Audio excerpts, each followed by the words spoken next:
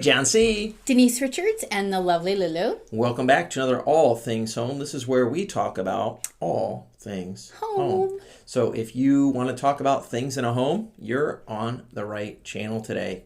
In, on, or around the home. Anywhere around it, in it, on it. That's right. So thank you for watching this. We're glad you're here today. And I think sometimes I forget to say this, but like and subscribe to our video if you don't mind doing that. Like a lot of you guys are benefiting from our videos, which we love. But a lot of you haven't subscribed yet, which we don't love. That's right. We need more subscribers, please. Like it and subscribe it. Thank you for doing that today. Yep. What day is it, John?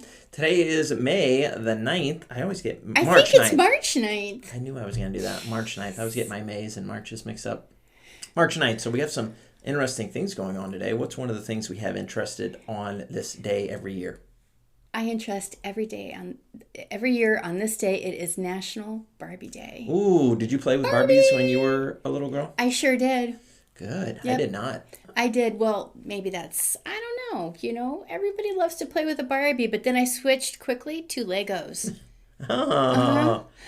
Now something that everybody can play with. That's right. That is gender neutral, I guess, for Legos. Hey, my daughters liked Barbies for a short period of time. Today is also False Teeth Day. Do you celebrate that every year? Not yet. But religiously? At some point, I'm sure I will have to. Okay. And then today is also Get Over It Day. Well, when you find out you're going to have false teeth, you're just going to have to get over it, I suppose. Get over it. Get over those false teeth. Anyways, welcome back, guys. So let's jump in. By the way, before we hit our topic for today, if you missed last week's episode, we talked about top 10 things to consider when buying a home. That's super important. And then we added a couple extra bonus ones as well, too, that from our experience we think people should think about. So if you didn't watch that video, take a few minutes, click back on that video and watch what people need to consider when buying a home. A lot more than you would just initially think, I think.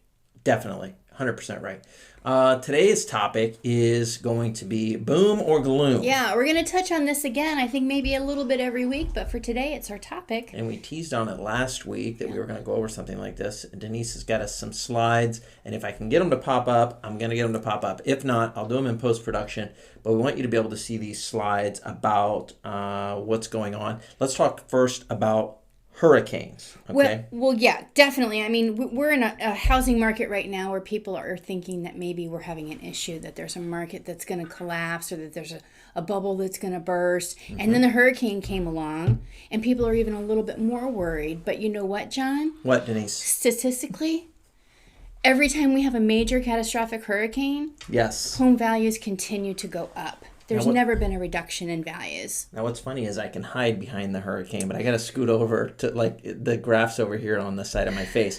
All right, so if people are looking at this graph, and hopefully they can see it pretty well on the screen there, after each major hurricane, we had an increase in what was going on in regards to home sales. Home values. Yeah. Home values, home sales, all that fun stuff. And after every major hurricane that we see on here, which this shows 4 different hurricanes, the same thing happened.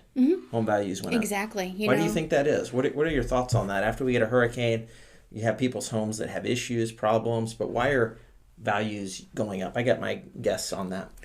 Tell me, what is your first guess, John? So my first guess is because there's less homes.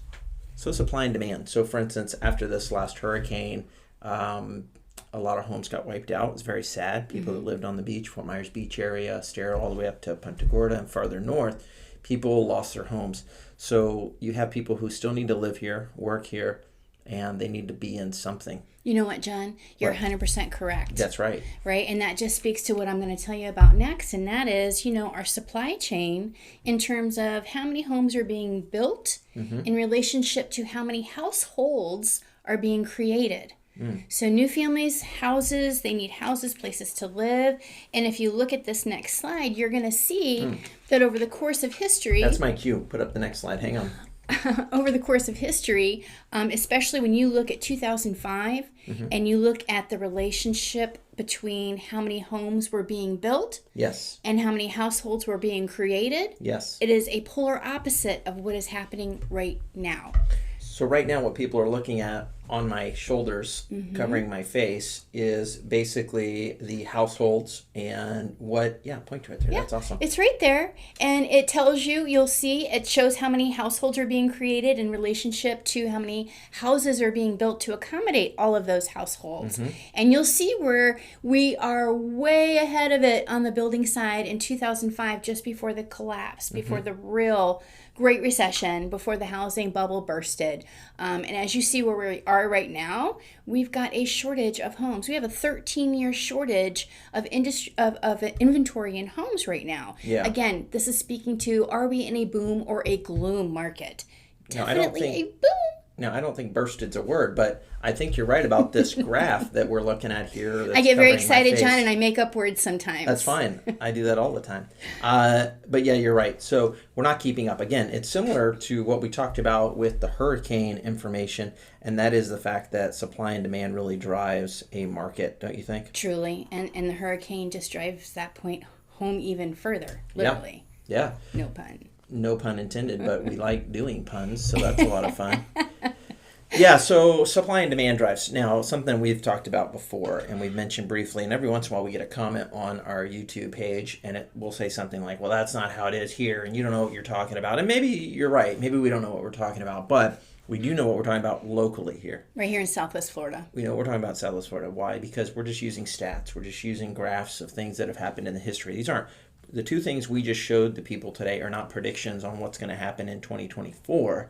These are what has happened in the past. So we use that knowledge and those wisdom and that facts of those previous things to project strong possibility of what the market's going to do later this year in 2023.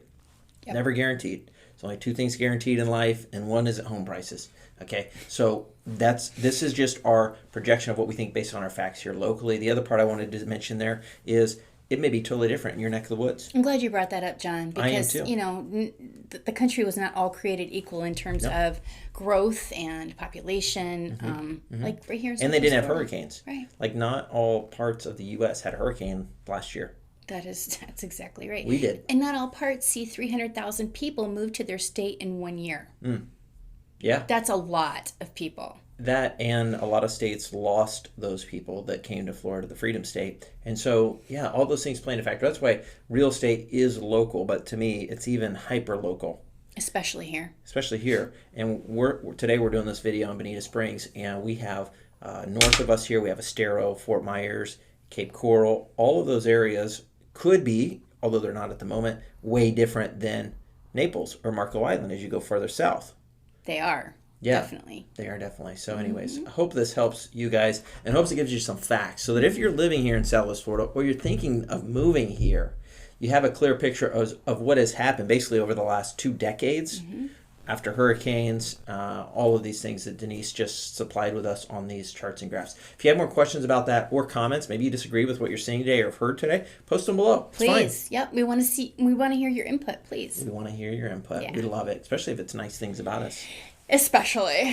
All right, let's connect them with somebody today, and let's connect them with somebody who can make their home look nicer. Ooh, how about Jarrod Hare, like the rabbit, Hare. He has Green Turtle Soft Wash. Love it. He's a great guy, local. He's a Floridian, and he has built up his soft wash roof business, cleaning business over the last couple years. Their product and what they do for people is amazing. He doesn't even have to get on your roof. I was astounded at his presentation today. He does not have to get up on the roof in most cases. That's pretty cool. Obviously one story, but the way he's able to get rid of all of the organic growth is what they call it now. Yeah, it's gets mold. rid of it. It's gross. Yeah. Anyway, makes the roof look completely brand new. So maybe you had to have roof repair and it's not really matching because the old stuff is so icky. You would call Jarrod. Call Jarrod. We'll put his information below for you to reach out to him. He's awesome. He'll take good care of you. And I think he has a warranty for a couple years that mold growth is not going to come back. He takes care of it. He preps your home. He gets you safe so that nothing's destroyed or messed up around the house. He's awesome. Yes, he is. Thanks, Jarrod. Great job. We love you. All right, that's it for today. Hope you enjoyed the video. If you didn't like it, subscribe. I told you to do so earlier. You should have done that. And until next week, have a wonderful things from Denise. I am Lulu. All things home. Talk to you guys later. How we feel about